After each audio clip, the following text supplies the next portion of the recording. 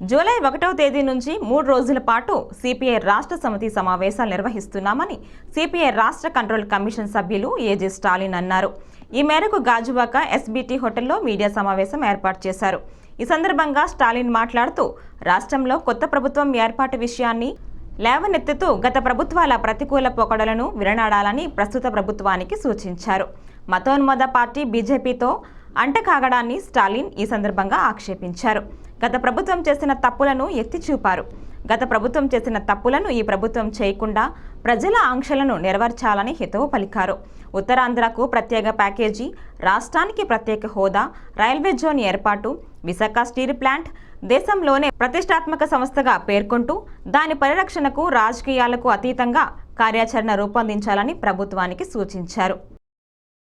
జరిగినటువంటి సార్వత్రిక ఎన్నికల్లో కేంద్రంలో మెజార్టీ తగ్గినప్పటికీ కూడా బీజేపీ నాయకత్వంలో ఉన్నటువంటి ఎన్డీఏ అధికారం రావటం అనేటువంటి జరిగింది.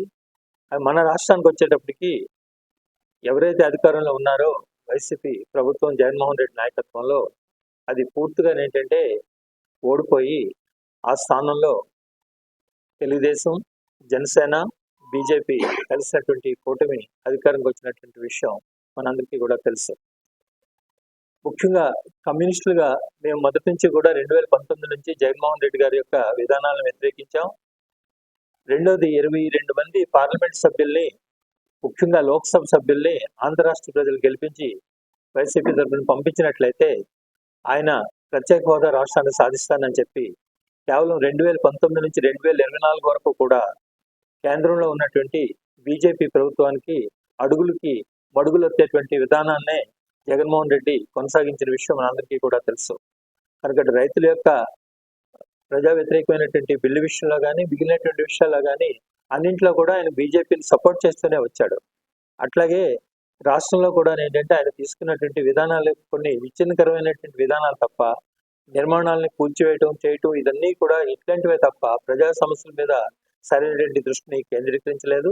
కనుక 2024 వరకు కూడా ఆయన ప్రజల యొక్క అనుకూలమైనటువంటి విధానాలని కొనసాగించకపోవటం వల్లనే, పరిపాలన కొనసాగించడం వల్లనే ఓటమి పాలై కేవలం 11 ఎమ్మెల్యే స్థానాలతో ఈ రాష్ట్రంలో వైసీపీ పార్టీ మిగిలిన విషయం మనందరికీ కూడా తెలుసు. కనుక ఈ పరిస్థితుల్లో ముఖ్యంగా మేము చంద్రబాబు నాయుడు గారిని కోరాం.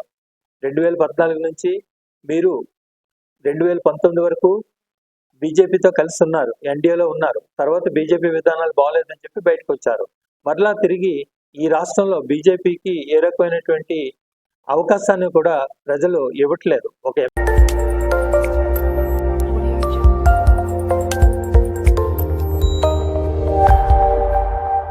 Audio Jungle.